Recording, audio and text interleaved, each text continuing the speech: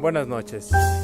Es misión del Tecnológico de Monterrey formar personas íntegras, éticas y con una visión humanística y competitivas internacionalmente. Les damos la más cordial bienvenida a la última mesa del primer día del Congreso de la Asociación Mundial de Justicia Constitucional. Agradecemos la presencia de todos ustedes. En esta ocasión nos acompañan ponentes de Perú, Ecuador, Chile y México. Y para moderarla cedemos la palabra al doctor Carlos Javier González. Gracias, buenas noches. Sí, efectivamente, esta es una mesa que creo que es un buen momento al final del día para cerrar con una cuestión que es de la mayor importancia para todos y que bueno que contamos con gente de las más diversas latitudes de nuestra América Latina, que compartimos en común una serie de problemáticas que vienen de origen, incluso desde nuestro origen cultural, colonial, de la herencia del derecho español, romano, y que creo que es muy importante conocer cuáles han sido las respuestas y las soluciones que le han dado en los diversos países. Entonces, bueno, vamos a comenzar esta mesa que se llama Tribunal Constitucional contra Control Difuso de la Constitucionalidad, que es un punto que además es muy importante porque incluso en el régimen jurídico mexicano hay quienes dicen que hay contradicciones dentro del propio texto constitucional en ese sentido, entre el artículo 133 y el artículo 105, que de manera no demasiado clara no establece bien a bien si somos un sistema mixto o somos un sistema de un órgano especializado. Pero bueno, sin más preámbulos, voy a presentar al primero de nuestros panelistas, que es el doctor José Luis Bolzán de Moraes, que es de Brasil. Él es profesor titular de Derecho Constitucional de Unicinos y procurador del Estado de Río Grande do Sul de Brasil. Y nos va el día de hoy a dar la ponencia la judicialización de la política contra la politización de la justicia, una justicia constitucional pop. Tiene la palabra el doctor.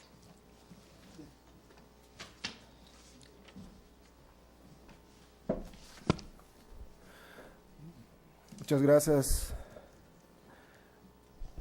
Me gustaría y voy a hablar un lenguaje que es el lenguaje del Mercosur, que es el lenguaje que se habla en los bordos de Brasil, el Río Grande do Sul, y con Uruguay y Argentina, que es un poco de portugués, un poco de castellano, un poco de todo. Pero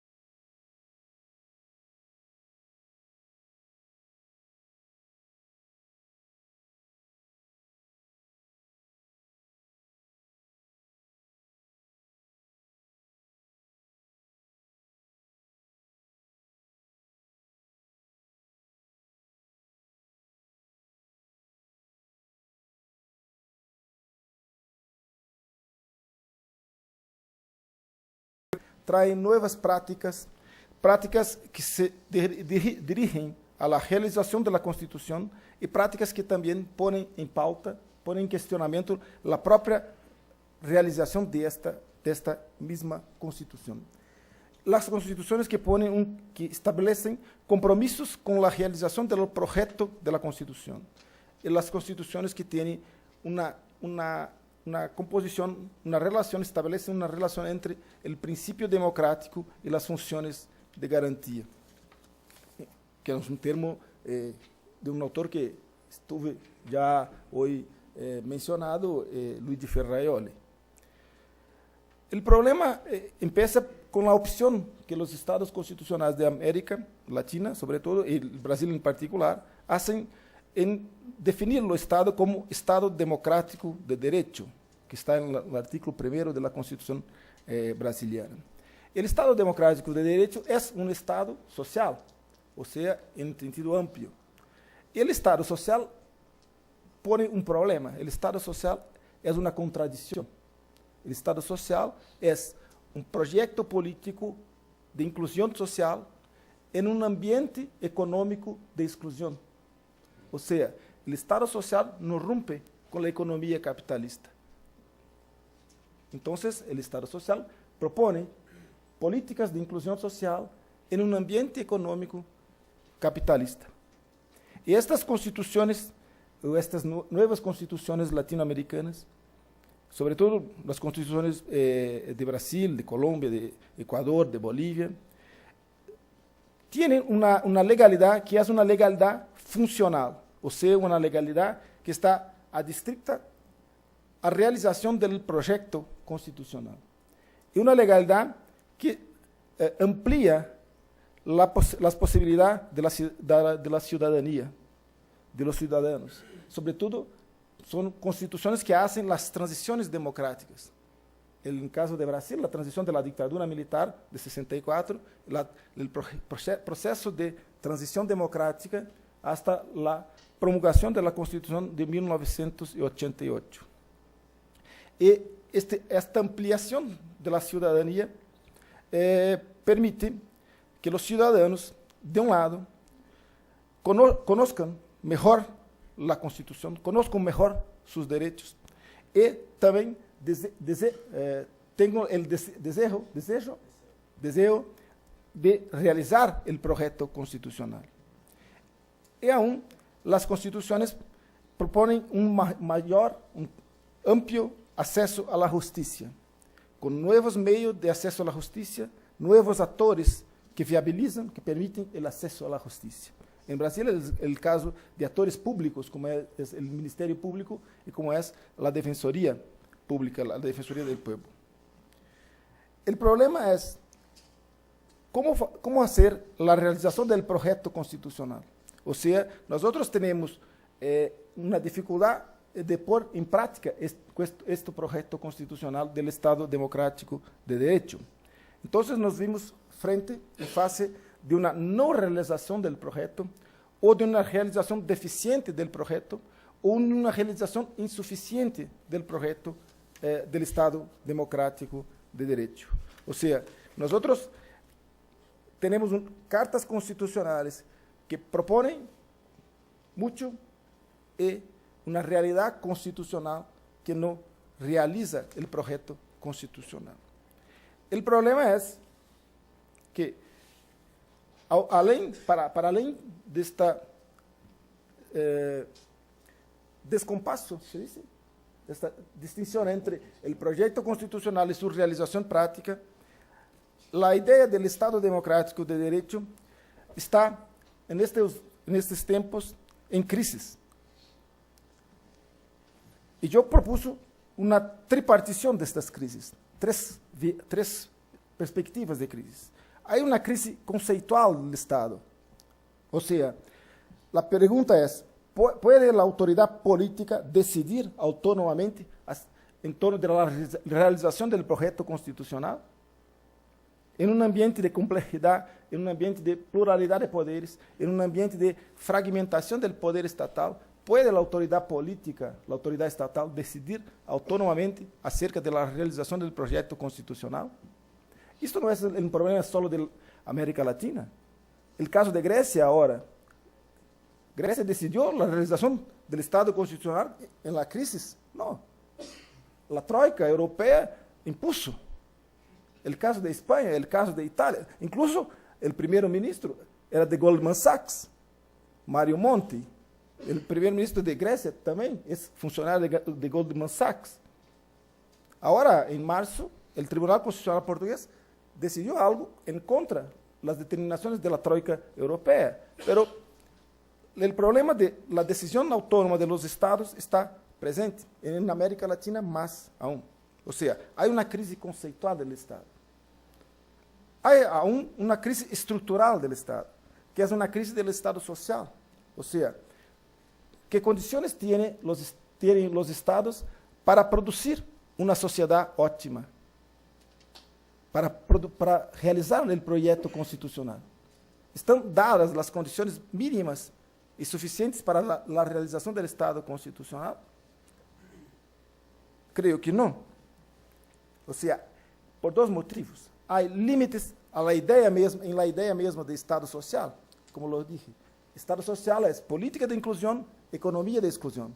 Entonces, hay límites. No se puede ultrapasar estos límites, si no sería el Estado social, sería un Estado socialista. Ok, es otra cosa. Y hay límites que son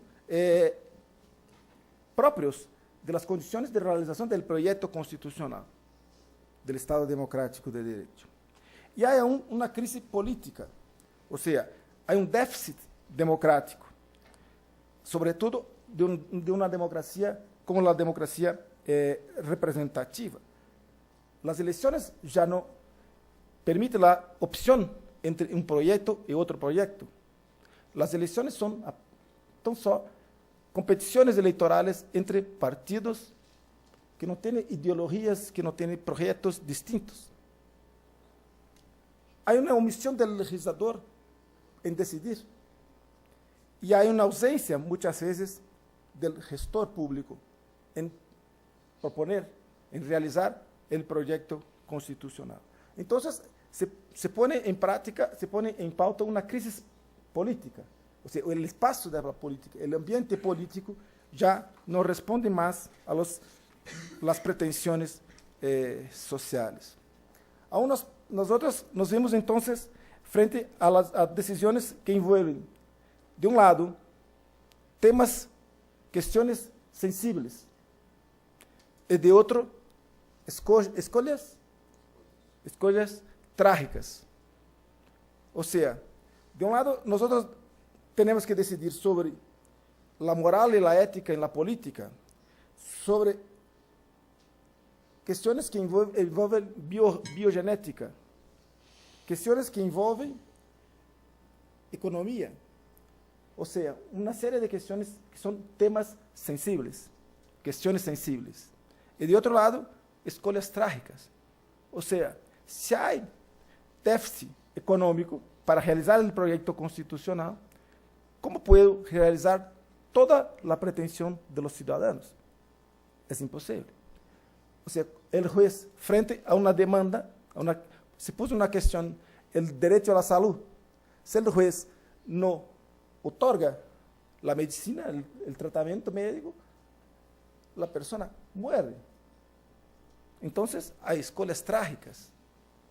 La consecuencia de eso es la judicialización de lo político.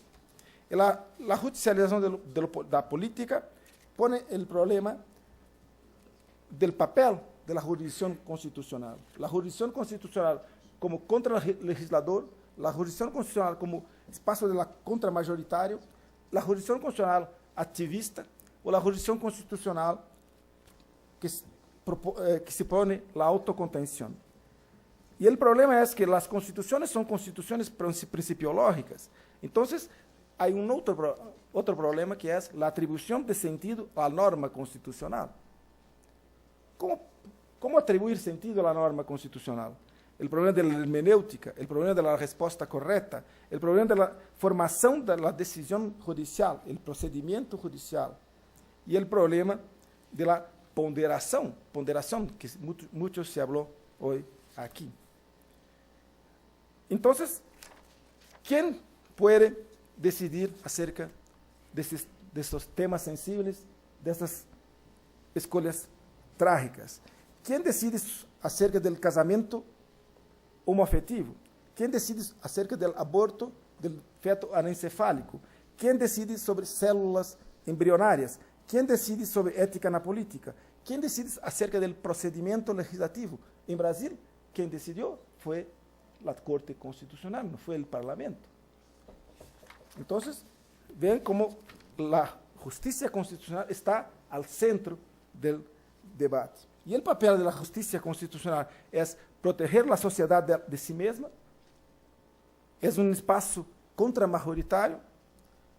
¿Cómo se pone el problema en la jurisdicción constitucional que decide sobre la política y el principio democrático? En Brasil hay un principio constitucional que es de la democracia participativa. Y creo yo, entonces, que el principio de la democracia participativa está para el Ejecutivo, para el Legislativo y también para la jurisdicción. Y a partir del principio de la democracia participativa, nosotros pensamos en estudiar las audiencias públicas que se puede realizar en el Supremo Tribunal Federal. Y en Brasil, el Supremo Tribunal Federal realizó 12 audiencias públicas en este periodo. Ya no me sobra tiempo. Creo que las audiencias públicas son un ejemplo de un proceso de construcción de una jurisdicción constitucional popular, o sea, una jurisdicción constitucional que abre las puertas a la participación de la sociedad. El problema es que la práctica de las audiencias públicas es una práctica contradictoria. No tengo tiempo para explicitar estos problemas. Pero la idea es que las audiencias públicas ponen en práctica, ponen la posibilidad de un judiciario, de una jurisdicción constitucional de característica popular. El problema es que las audiencias públicas hoy sirven apenas para pocas personas que van, mas, quem sabe, um dia las audiencias públicas serán abiertas a participación popular. El efecto perverso de las audiencias públicas es la transformación de una jurisdicción popular en una jurisdicción pop, o sea, donde el actor principal no es más el ciudadano, el actor principal es el juez que piensa que es Mick Jagger, o quien sabe que es Julio Iglesias. Pero eso es un problema en Brasil. Hay muchas veces un desvirtuamiento de esta popularización de la jurisdicción constitucional. El problema es que es necesario tomar decisiones responsables. No se puede el juez constitucional se transformar en el juez de la opinión publicada, no de la opinión pública. Por eso, para finalizar, maestro, con una citación, una fala de Pierre Rosanvallon, que es un cientista político francés, que dijo: por eso, enquanto personas, los jueces constitucionales deben apagarse, ¿es esto? Apagarse por trás de su función. Só pueden desempeñar plenamente su papel se fazem reviver, renascer, electos profissionais daqueles grandes juristas del siglo XVII, impregnados de los ideales do humanismo cívico. Nunca devem considerar-se como os proprietários de suas funções. São apenas titulares passageiros. O caráter democrático do controle de constitucionalidade se mostra assim mais frágil nos países onde os juízes são nomeados de forma vitalícia. É o caso de Brasil. Os juízes da Suprema Corte brasileña são vitalícios. Muchas gracias. Muchas gracias al doctor José Luis Bolzán. Ahora es el turno del doctor Fernando Córdoba del Valle, quien es juez 18º de Distrito de Procesos Penales Federales en el Distrito Federal, y hoy nos va a tratar el tema el control difuso y el control de convencionalidad. Adelante, doctor. Muchas gracias. Muy buenas noches a todos. La verdad, es una lástima que haya sido a esta hora porque ya se me están durmiendo, pero vamos a tratar de ponerle un poquito de ánimo como buen mexicano y sobre todo veracruzano. Hoy en día se nos hace una costumbre estar hablando del juicio de amparo para todos nosotros, pero poca costumbre del control convencional. Imagínense un migrante de estos que llegan de cualquier otro país de Centroamérica, no citaré ninguno en particular, que llega al Distrito Federal y con motivos de la corrupción obtiene una credencial para votar falsa, algo que es muy raro en este país. Espero que no sea el caso en otros. Imagínense también que llega a nuestro país, ¿verdad? Y es interrogado rápidamente por un elemento policíaco quien conoce muy bien de las técnicas de psicología y estudios y demás, y está preparado, lo interroga, y él, que trae esa credencial, que dice, imagínense, es veracruzano, y le pregunta rápidamente, ¿sabes cantar el himno nacional? Sí, lo sé cantar muy bien, lo empieza a cantar, le dice, ¿me podrías decir rápidamente qué significa maciosare? Y todos responden, ¿qué es maciosare? Dice, pues es un extraño enemigo. Efectivamente, muy bien, maciosare es un extraño enemigo. Y empieza a interrogarlo, ¿verdad? Y le dice, bueno, ¿qué hay en Veracruz? ¿Hay mar, playa, ríos? Dice, pues hay de todo, ¿no? Ah, perfecto, muy bien, entonces tú no eres veracruzano. Psicológicamente cae, ¿verdad? Y llega consignado ante un juez federal, un juez de procesos penales federales, les diría yo que el mejor, pero no es cierto porque soy yo, y ese juez en uso de una potestad que no es divina, siempre he dicho, pero que es una gran responsabilidad el impartir justicia en nuestro país, a como están los tiempos, ese juez decide dejarlo en libertad. Porque aún cuando está cometiendo el delito de uso de documento falso, existe un protocolo que protege a los migrantes que vienen a nuestro país solo con la finalidad de acudir a los Estados Unidos o cualquier otro país. Pensé en los Estados Unidos inmediatamente. ¿Por qué? Por su calidad de desventaja que se encuentra con otros ciudadanos. Y aplicamos un protocolo de migrante y no aplicamos el Código Penal Federal. ¿Cómo le suena esto? Un auto de libertad y se va. Bueno, no a los Estados Unidos lo mandamos, sino lo regresamos, dicen aquí, a las agujas, que es donde está la Secretaría de Relaciones Exteriores, para que sea de inmediato remitido a su país. Esto suena muy bien. ¿Les gustó? Si les pidiera, alcen la mano, ¿quién creen que esto es justo? Él no cometió ningún delito en nuestro país, traía un uso de documento falso, solo quería ir a los Estados Unidos. ¿Les gusta la idea? Pero si yo les dijera que esta persona es francesa, si yo les dijera que esta persona, ¿verdad?, no es ni siquiera panameño, no es ni siquiera de Brasil, no es ni siquiera de ningún otro país, quizá esto les podría llamar mucho la atención y dirían que el juez resolvió de manera política. Y empezamos a criticar y empezamos a hablar de corrupción hoy en día de los jueces. Cuando olvidamos, señores, que gracias a unas resoluciones, gracias a, sobre todo, la reforma constitucional, al artículo primero constitucional, es una reforma constitucional, hoy en día todos, no solo los jueces, todas las autoridades, en el ámbito de sus competencias, grábense muy bien esto, están obligadas a salvaguardar algo que nosotros ya conocíamos, no solo desde 1917, sino desde constituciones anteriores, a salvaguardar los derechos humanos. ¿Y qué son estos derechos humanos una vez incorporados en nuestra Constitución? Pues una obligación para los jueces de no solo aplicar la Constitución, sino verificar previo a su aplicación. Hablo de los jueces de control no constitucional, sino como un servidor, jueces de procesos penales federales, a salvaguardar sus derechos humanos en aras de, imagínense, de una justicia. Claro, insisto, suena muy bonito, suena muy bien, pero si se llamara francesa y no sé, se me ocurre Flor o algo así, estoy pensando, esto causaría una gran molestia y como leía la otra vez en el Face, cuando hablaba yo muy bien de la ministra Olga, decían, quémenla viva por corrupta, cuando realmente era un desconocimiento y una ignorancia total en este país, y inmediatamente me puse a leer, más preocupados todos por el Chepo de la Torre y su selección mexicana. En este contexto, el tema es Tribunal Constitucional contra un control difuso de constitucionalidad. Por supuesto que no hay un control difuso de constitucionalidad, diríamos todos. Lo que existe hoy en día es un control difuso de convencionalidad. Entiendo que hay algunos que no estén muy familiarizados, así que seré lo más breve posible en este tema.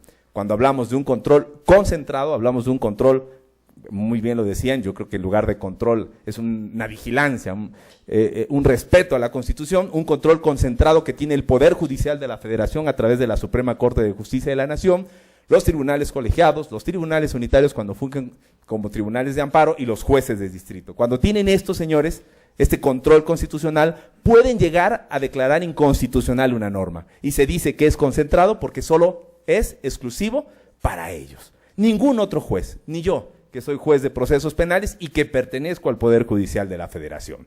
Pero sí hay un control difuso. ¿Qué significa difuso? Nos regalaron un control, que es el control difuso de convencionalidad. Y este nos lo regala la Corte Interamericana, y yo lo he dicho luego a veces de broma, en el Face, Twitter, o como quieran ponerle con las modernidades hoy en día. Hoy soy un juez interamericano. Y me contestaba un alumno, ¿eso es como panamericano o papanamericano? Le digo, no, esa es una canción, es interamericano. ¿Por qué interamericano? Porque respeto hoy en día, a diferencia de algunos años, y estoy hablando de una reforma del 2011, hoy respeto más los derechos humanos. Pero ¿qué es más importante en nuestro país? ¿Ser un control constitucional, un juez de control constitucional o un juez de control convencional? Y entonces yo dije, bueno, yo soy capaz de dejar libre a un migrante, hasta alguien que se llame Flor o Jardín o no sé, francés, no sé cómo se pronuncia, ahorita desconozco estos temas, puedo dejarlo libre sin necesidad de acudir al juicio de garantía en ninguna de las partes. Esto me hace poderoso, porque tengo en mis manos todo un bloque de leyes, todo un número y un sinfín de tratados, de instrumentos internacionales que puedo aplicar en aras de la justicia mexicana. Y, sin importarme, ¿verdad?, que sea o no inconstitucional, simplemente dejarlo de aplicar. ¿A dónde quiero llevar? Imagínense que a mí, aparte del control convencional, que a todos los jueces, el juez de paz, juez menor, imagínense a todos los jueces, claro, se imaginan a un juez como yo, no, mentira, se imaginan a un juez normal, sencillo, del Distrito Federal, pero vamos a los pueblos, vamos a los lugares más recónditos y que le demos la facultad de ser jueces constitucionales. ¿Se imaginarían hasta dónde podrían llegar ellos a declarar inconstitucional qué? Una norma en aras de los bueyes de mi compadre, ¿no? O en beneficio de mi pueblo, o de mi nación, o de mi cuadra. Estos señores ha respetado mucho la Corte y ha tratado siempre de decirnos que no puede haber un control constitucional. Pero les tengo una gran sorpresa. Mañana, ojalá mañana, no juega la selección mexicana, no es la sorpresa, no va a ganarle a Honduras, o no sé si va a ganarle, eso no nos debe importar. Mañana se define si en México hay o no una supremacía constitucional o una supremacía de los tratados internacionales. ¿Y qué cambiaría esto? Yo siempre he dicho, cambiaría los paradigmas, porque entonces yo podría, sin importarme la Constitución, si hay supremacía en los tratados, apartarme totalmente de ella y aplicar tratados internacionales. Dice la ministra, y aquí sí quiero ser muy respetuoso con los ministros, además de institucional, eso es importante, nunca hablen mal de sus instituciones, sobre todo de su escuela, que es su alma mater, ámenla, quiéranla. Dice, las posibles consecuencias de que se dé el rango constitucional a los tratados, ¿se entiende esto? Imagínense, dice la ministra Margarita Luna Ramos, todos ellos para mí, con mucho respeto, excelentes ponentes. Se pondría en tela de duda un tema muy importante, el arraigo. ¿Han oído hablar del arraigo? El arraigo todos sabemos que no es inconstitucional porque en el 2008 lo ingresamos a la Constitución porque así somos los mexicanos. Si metimos a la selección mexicana a argentinos, que con mucho respeto a los argentinos juegan mejor a veces que nosotros, pues ¿por qué no vamos a incursionar, meter el arraigo a la Constitución y lo vamos a volver ¿qué?